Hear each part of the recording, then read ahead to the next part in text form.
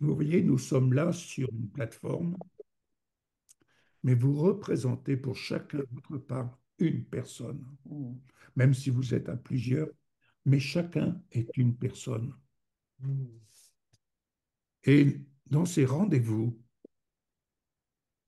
c'est pour vous, personnellement, que la salle Zoom est ouverte, et c'est pour vous, personnellement, que ces rendez-vous ont lieu, mm, et c'est pour vous, personnellement, que le Seigneur vient vous parler, mm, vous apporter une parole, un conseil, une instruction.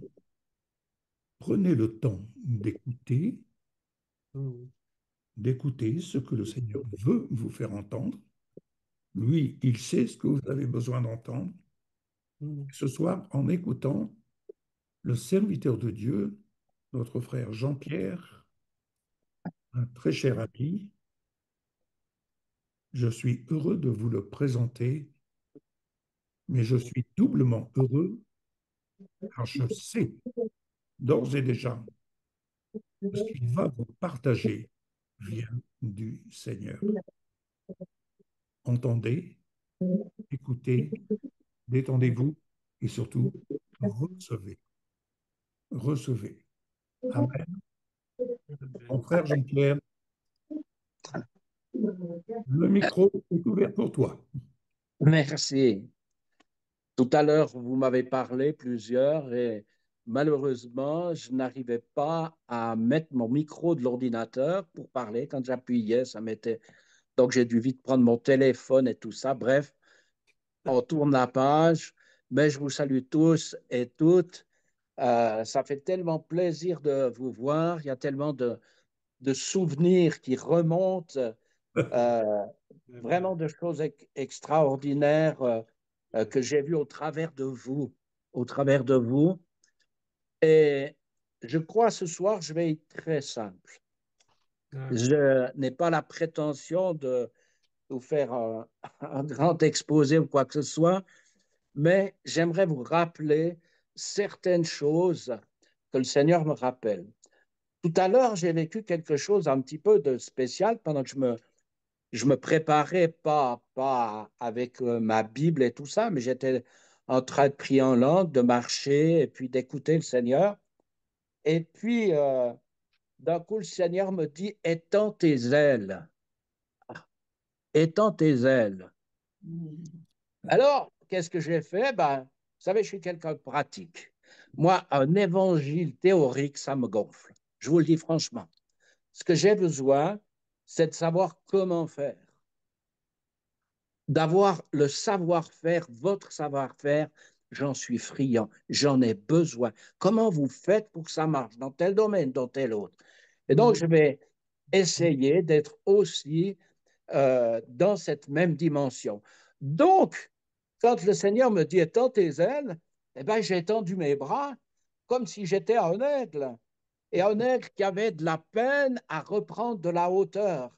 Et le Seigneur me disait, mais reprends de la hauteur. Reprends de la hauteur.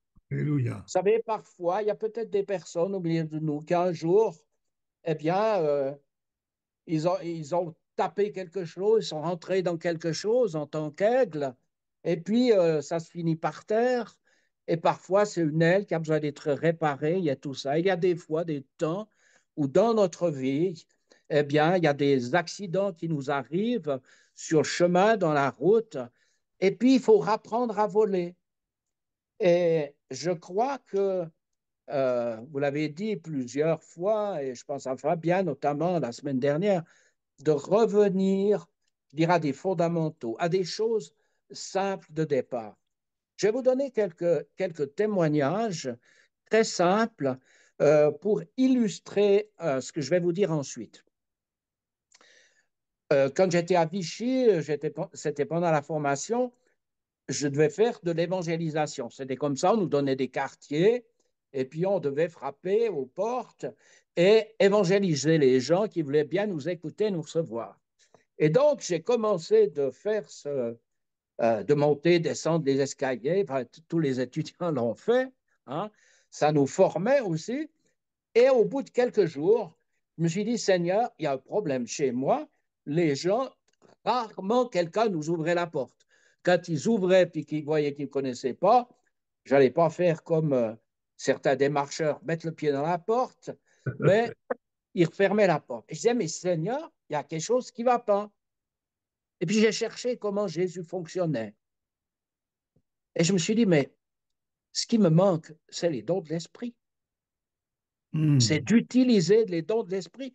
Alors j'ai dit, écoute Seigneur, ça m'est arrivé de donner quelques paroles prophétiques, quelques visions que j'ai eues et tout ça, mais maintenant, ça va être le bon moment pour apprendre. Et donc, quand j'arrivais derrière une porte, au lieu de frapper tout de suite, je me mettais à prier et je disais, Seigneur, révèle-moi ce que je dois dire à la personne. Et donc, des fois, il n'y avait rien, mais des fois, je recevais quelque chose. Et quand la porte s'ouvrait, souvent la personne voulait refermer, mais juste au moment où elle voulait refermer, je lui disais, si c'était une dame, Madame, le Seigneur m'a parlé de ça sur votre vie. Et la personne me regardait avec des grands yeux, la porte se rouvrait, et je lui disais, mais voilà ce que Dieu m'a dit. Et ce qu'il y a d'extraordinaire avec Dieu, le Saint-Esprit est toujours celui qui nous encourage. Toujours et toujours. S'il vient nous convaincre, hein, quand j'ai fait beaucoup de radio, hein, quand même, pendant plus de 15 ans, presque 20 ans, pas tout à fait, mais j'avais fait une démarche auprès de jeunes qui étaient, à l'époque, c'était sur la place de la Poste à Vichy. J'avais été les interroger en leur demandant, c'était des jeunes un peu paumés, tout ça, je leur dis, écoutez, euh, j'aimerais vous poser une question et j'aimerais que vous puissiez me répondre. Alors, les gars, ils étaient comme ça, ils se demandaient ce que j'étais et tout ça. Si j'étais quelqu'un qui voulait leur vendre quelque chose, je ne sais pas ce qu'ils ont pensé. Mais j'aurais posé la question. Je leur ai dit, mais est-ce que quelqu'un peut me dire ce que c'est que le péché? Première réponse, ah, c'est une nouvelle marque de lessive. Et Ah, ainsi de suite. Ces jeunes m'ont dit cela. Et il y en a un qui m'a dit, waouh, mais je crois que c'est pas un truc religieux, ça. Et je me suis dit, mais si je parle à la radio et que je dis que Dieu a porté leur péché, mais ils vont rien comprendre du tout. c'est Il vrai, va rien se passer. Ils vont se dire, tiens, qu'est-ce que c'est encore? Et là, j'ai cherché. c'est On vrai. sait que c'est manquer la cible. Et moi, j'aimais bien faire du tir. Eh ben, quand je manquais la cible, eh ben, j'avais échoué, non? Et j'ai découvert que le mot le plus précis et surtout le plus accessible pour les gens, c'était lequel? Eh bien, c'était le mot échec. Oui. Et j'ai commencé de parler aux gens plus du péché, mais que Dieu veut, est celui qui veut nettoyer nos échecs, qui veut venir changer les choses en nous. J'étais invité à un camp de jeunes en Suisse, un camp de ski, et j'ai parlé sur l'échec, justement, en leur disant, si vous avez échoué, vous avez péché. Si vous avez péché, vous avez échoué. Alors, quand on le dit, si vous avez échoué, vous avez péché, les jeunes, ils ont sauté en l'air. Hein. Je dis, ouais, moi j'ai raté mon examen et tu veux me dire que j'ai péché. Je dis, oui, tu as péché. Je dis, mais j'ai une bonne solution. C'est qu'il y a quelqu'un qui est venu pour te nettoyer, pour purifier les traces de cet échec. Oui. Et si vous allez dans les Hébreux, je crois que c'est au chapitre 9 ou 10, où il est dit combien plus le sang de Christ purifiera-t-il votre conscience des œuvres mortes. Alors, quand j'étais à Vichy, à 20 kilomètres, il y a le grand village de La Palisse. Mm. Et La Palisse, vous connaissez dans un chant, quelqu'un a dit quand c'est rugueux, c'est pas lisse. Et quand j'ai compris et que j'ai parlé à ces jeunes, je leur ai dit, écoutez, quand Dieu dit qu'il vient, que le sang de Christ nous purifie de tout péché, il nous purifie de tout échec.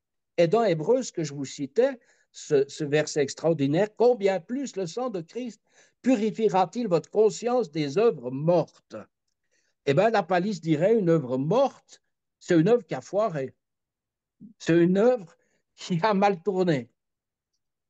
Et je me suis rendu compte dans l'histoire de ma vie, le jour où Dieu m'a parlé sur ce verset d'Hébreux 10, je crois, eh bien, il y a quelque chose qui s'est produit en moi d'extrêmement important. Je me suis rendu compte que je dirais que ma foi était rentrée en conflit ou rentrée en conflit à l'intérieur de moi à cause des échecs que j'avais eus.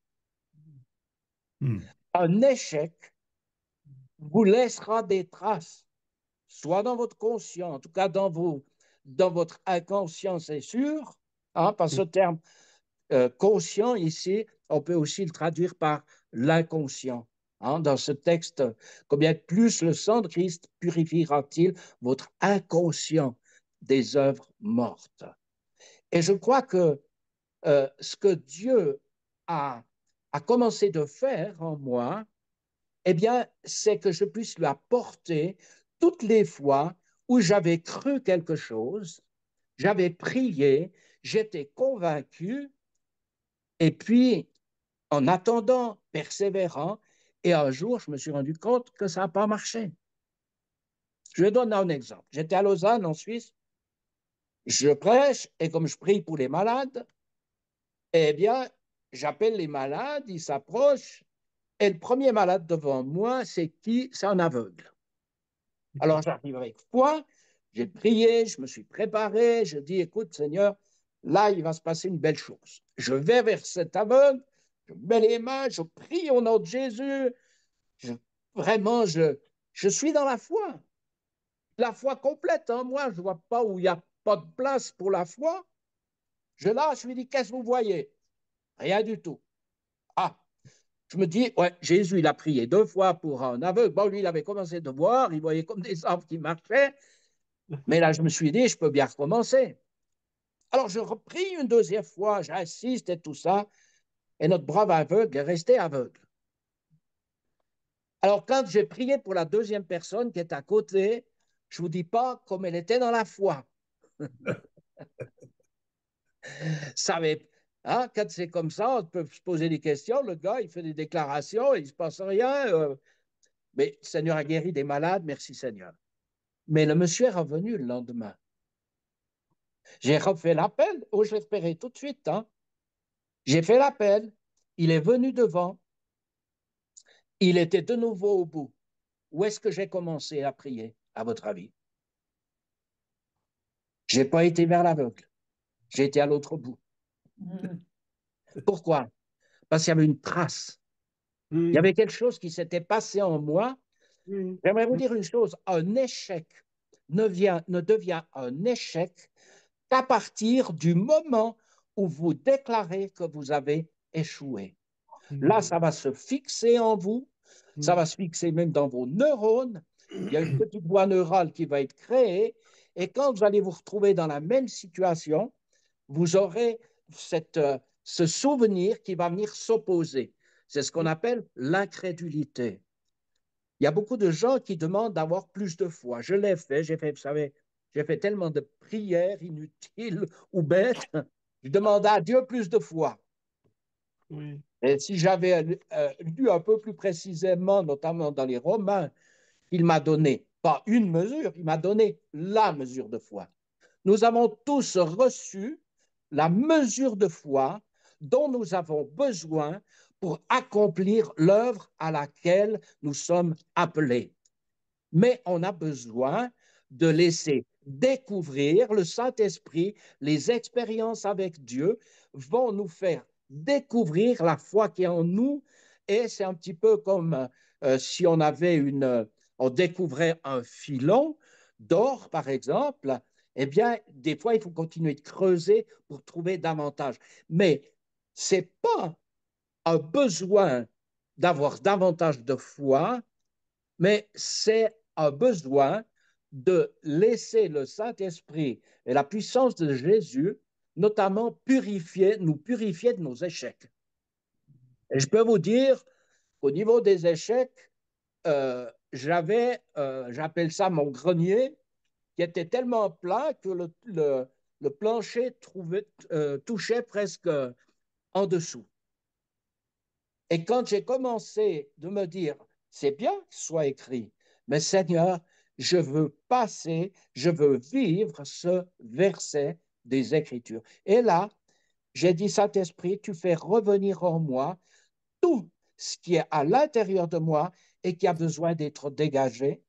Et là, j'ai fait cette expérience, hein, je faisais des actes de foi, je me disais, mon échec, je le mets là, et maintenant je le donne à Jésus, et maintenant je le reçois, je prenais vraiment, je recevais cette parole, je voulais qu'elle rentre dans mon cœur, parce que je sais, quelqu'un l'a dit tout à l'heure dans sa prière, il y a le logos, mais il y a besoin du réma. Si on n'a pas le réma, on a une information, mais il n'y aura pas de transformation. Et j'ai besoin de recevoir cette parole révélée. D'ailleurs, Jésus le dit bien hein, dans l'évangile de Jean au chapitre 5, au verset 19, quand il dit qu'il ne fait rien de lui-même, mais il voit le Père faire les choses et il va faire et dire ce que le Père dit. Oui. Et ça, c'est fondamental. Et je crois qu'on est dans un temps vraiment particulier où nous avons besoin, et moi le premier, à vraiment prendre du temps pour aller écouter, recueillir les paroles de vie. Dieu a des paroles de vie à nous communiquer. Je vais vous donner un exemple.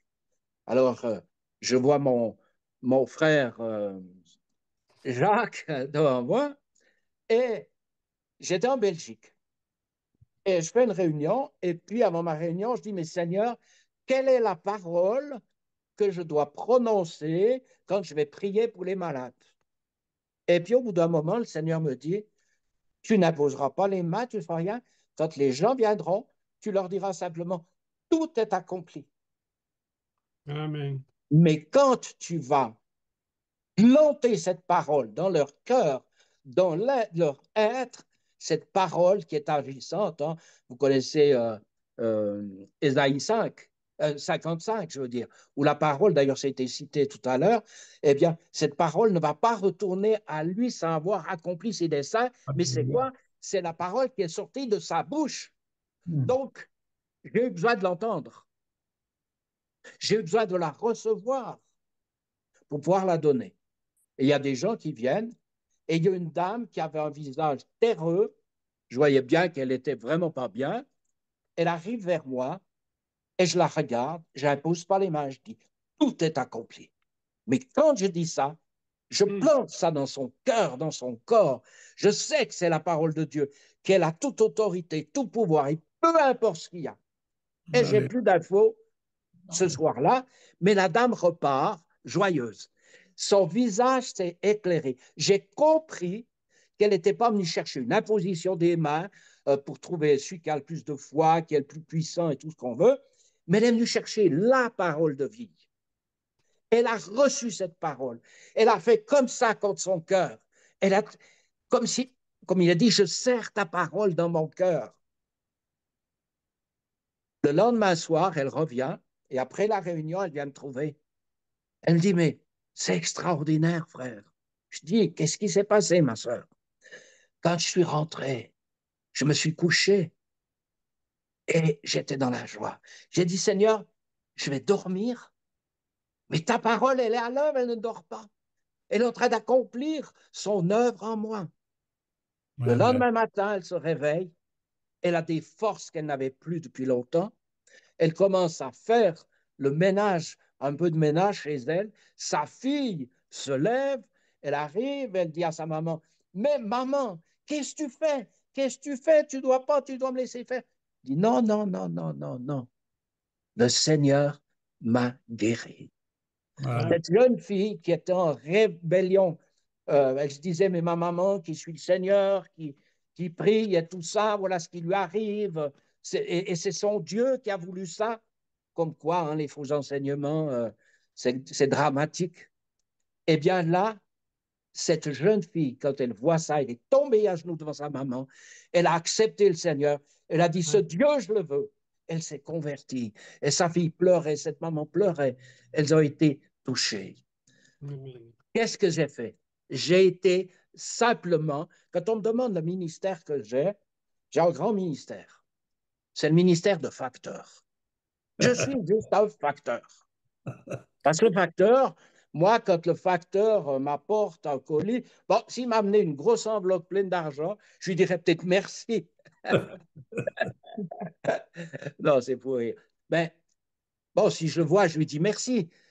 Mais des fois, les gens nous remercient, nous disent c'est formidable et tout ça.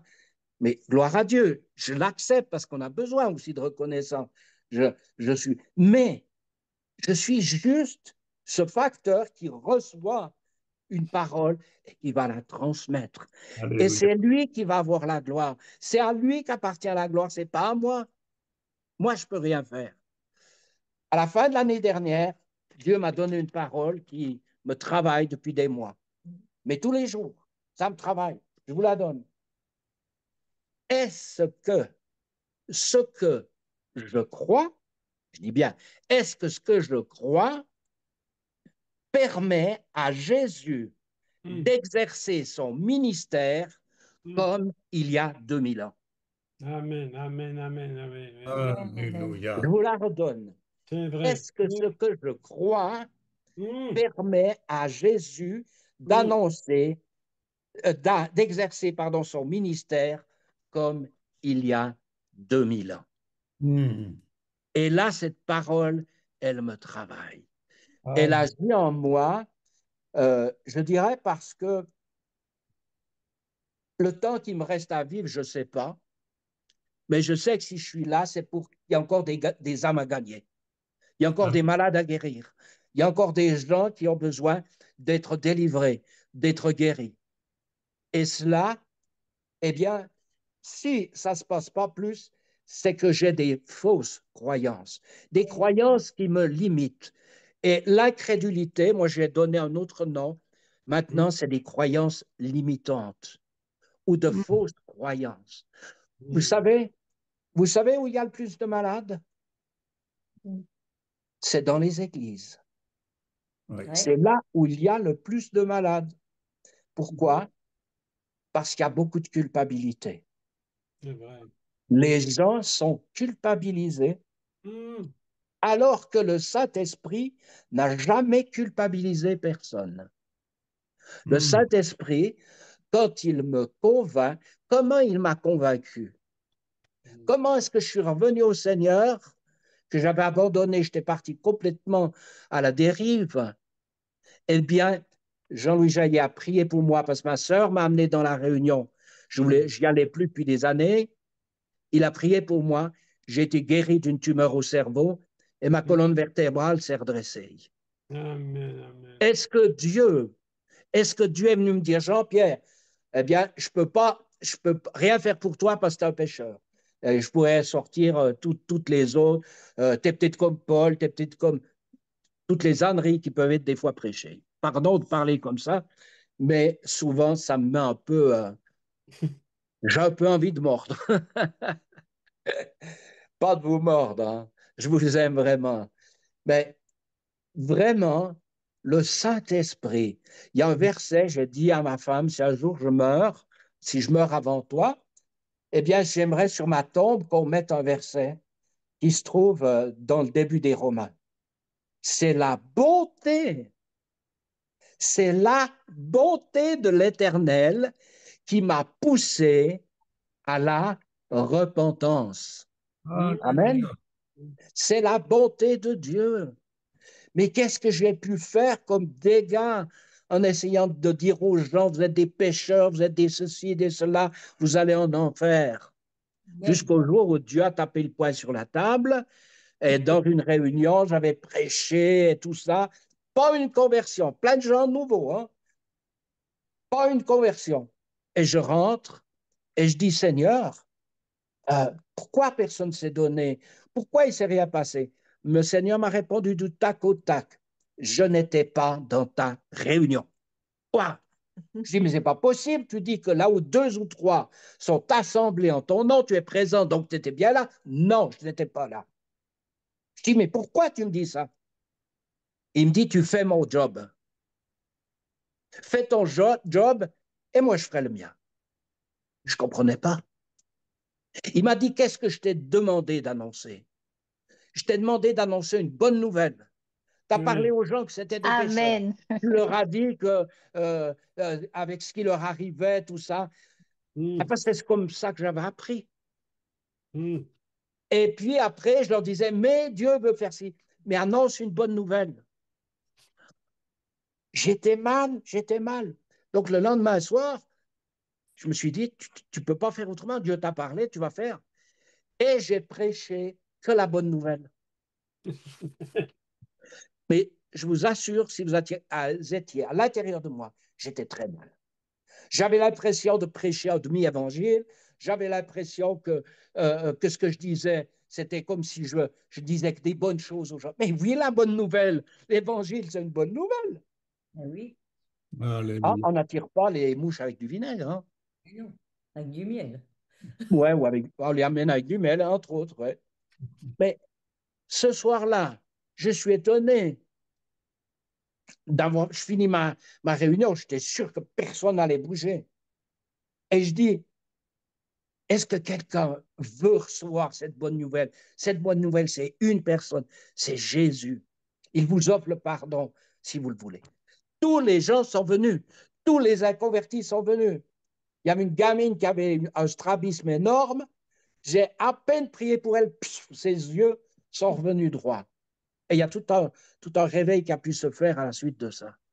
Et là, j'ai appris une chose importante, c'est que le Saint-Esprit, il me convainc de quitter le chemin de l'échec pour prendre celui de la réussite.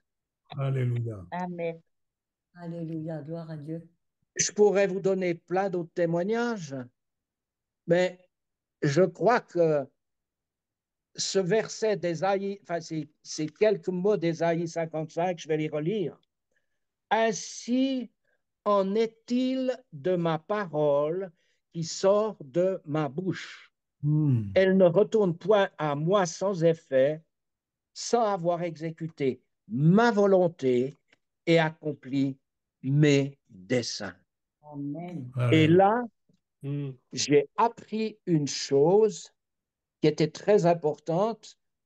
Je regarde juste l'heure, il me reste quelques minutes, mais j'ai appris une chose, et je l'ai apprise vraiment à mes dépens, il n'y a pas très longtemps de ça, l'importance de ce qui sort de ma bouche. Oh, ça fait 50 ans que je le sais, hein.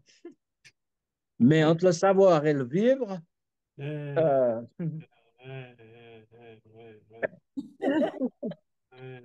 mais j'ai compris une chose, c'est que le diable n'a jamais changé de façon de fonctionner. Quand il est venu parler à Ève, quel était son but? Ce n'est pas qu'elle pêche, il s'en fichait comme dans le 40. Ce qui l'intéressait, c'est de prendre l'autorité qu'elle avait, de ravir l'autorité qu'elle avait, que Adam avait. Et quand sort de ma bouche quelque chose qui est à l'inverse de ce que la parole de Dieu dit, celle qui m'a révélé, et que je parle ces choses, à qui est-ce que je donne mon pouvoir? À qui? À qui? Vous savez, le diable, je vois souvent hein, avec les gens, on a aussi un travail auprès des gens, on écoute les gens, on parle avec eux et puis on les aide à marcher quand ils ont de la peine, on les aide à avancer dans la foi. Et c'est incroyable le nombre de gens qui ne se rendent pas compte que le diable leur susurre une idée, ils vont la prendre déjà, et ensuite ils vont la parler. À partir du moment où ça sort de votre bouche, c'est cristallisé, il a pris l'autorité. Oui. Et pourquoi il vient nous parler à nous, chrétiens? Parce qu'on a reçu l'autorité. Oui. Il essaie de nous la ravir. Quand il est dit dans les Proverbes 21, la mort et la vie sont au pouvoir de la langue. Oui. Mais gloire à Dieu, gloire à Dieu. Dieu est un Dieu extraordinaire. Parce que dans les temps dans lesquels nous sommes, et c'est en cela que je veux vous encourager ce soir, j'aimerais vous dire, frères et sœurs, vous avez reçu un appel, vous avez reçu des visions. Dieu veut vous en communiquer encore de plus en plus. Dieu veut agir de plus en plus dans votre vie, veut manifester au travers de votre vie, mais il y a besoin vraiment de laisser notre bouche vraiment au service de Dieu. C'est facile, quand je parle avec certaines personnes de Dieu, de parler des choses de Dieu et tout ça, mais quand je suis seul, quel est mon dialogue intérieur avec moi? Qu'est-ce que je dis sur moi? Quelles sont les paroles que je prononce sur moi? Est-ce que je prononce ce que je suis en Christ? Ou bien je commence à me parler ou à me traiter des fois avec des petits noms d'oiseaux, comme on dit. Je ne suis pas en train de vous donner une leçon, ça. Je suis en apprentissage, mais je crois qu'on est dans des temps où Dieu va manifester sa grâce. Il nous a Amen. révélé des choses des Amen. fois il y a longtemps, Oui. mais c'est le temps de retourner à la base. Et je Amen. terminerai avec ceci. Alléluia. Vous savez, je suis surpris. Je suis extrêmement surpris de voir le fonctionnement des écoles bibliques, des écoles de formation pour la plupart. Je suis très étonné. Qui c'est le maître de toute formation? C'est le plus grand théologien, c'est celui qui a une connaissance, c'est un érudit des érudits, ou est-ce que c'est Jésus? Qui est mon maître? Le maître, il veut m'apprendre comme il a appris aux disciples. Alléluia. Je disais à quelqu'un récemment, je lui disais, parce qu'il parlait de faire de l'enseignement sur la guérison, et je leur dis, c'est facile de faire un enseignement sur la guérison, on connaît les textes et tout ça, je peux le faire. Ça ne servira à rien, ça ne changera pas un poil dans ton église. Par contre, si je prie pour les malades, je guéris des malades, et après que je les enseigne, et que je leur fais faire la même chose, et qu'ils le voient, là, il y a quelque chose qui va changer. Amen. Parce que qu'est-ce qui bloque? C'est mon âme. Amen. Mon esprit, il est parfait. Comment Dieu aurait pu me sauver, vivre en moi, dans quelque chose qui est bancal? Impossible. Il est parfait et dans notre esprit, nous sommes parfaits. Mais souvent, il y a un peu une méconnaissance entre l'esprit, l'âme et le corps. Mais mon âme, c'est elle qui a besoin d'être transformée, d'être purifiée par l'eau de la parole. Et c'est l'eau de la parole, c'est une eau vivante. Parce que si on me sert Amen. de l'eau Amen. qui a traîné pendant des mois et des années dans des endroits, je vais en être malade. Mais j'ai besoin d'une eau qui est vivante, c'est-à-dire qui sort de la bouche de Dieu. Amen. Donc, moi, j'ai un grand défi. Je vous assure, je ne suis pas un spécialiste, je ne mets pas du tout, mais je veux continuer de voir et d'entendre la parole de Dieu parce que je sais que c'est elle qui va s'accomplir. Amen. Voilà un petit peu ce que je vais vous dire. Mais j'aimerais Amen. prier quand même pour terminer. Amen, amen. Amen. Amen. Seigneur, j'ai parlé, Seigneur, de ton sang qui a cette puissance pour venir purifier notre conscient, notre inconscient, qui purifie notre âme, qui a cette capacité de purifier ce qui a été stocké en nous dans nos mémoires. Il y a des mémoires, je dirais, on a différentes mémoires, Seigneur, tu le sais mieux que moi. Mais je sais qu'il y a des personnes, quand j'ai parlé de ça fait sens pour elles. Il y a des choses que ton esprit a fait remonter. Eh bien, ce soir, je veux proclamer au nom de Jésus sur ses frères, sur ses sœurs, je proclame que le sang de Jésus maintenant même, je vous redonne le verset. Combien plus le sang de Christ, mon frère, ma sœur, purifie cette conscience, ce souvenir que tu as de ce qui s'est passé ce soir, ça se dissout par la puissance du sang de Jésus. Amen.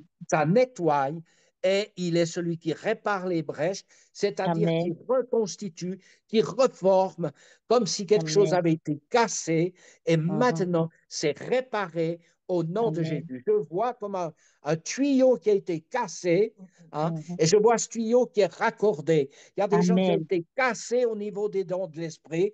Eh bien, ce soir, le sang de Christ vient purifier ce qui vous a été dit, qui vous a bloqué, ou sur votre appel ou quoi que ce soit. Et maintenant, ça se raccorde au nom de Jésus. Amen. Maintenant, au nom de Jésus-Christ. Seigneur, je te prie, si quelqu'un a une douleur, a une souffrance, ou si quelqu'un a comme des maux de tête qui reviennent, Seigneur, je déclare au nom de Jésus-Christ que tout est accompli, que cette parole, vous puissiez la saisir maintenant avec votre cœur, pas votre cœur, la laisser rentrer en vous, laissez-la agir. Laissez-la agir. Elle va nettoyer, elle va purifier, elle va rendre votre corps comme il était créé à la base par notre Dieu d'amour. Amen. Amen. Soyez bénis. Amen. Amen. Amen. Alléluia. Merci. Amen. Mon Père.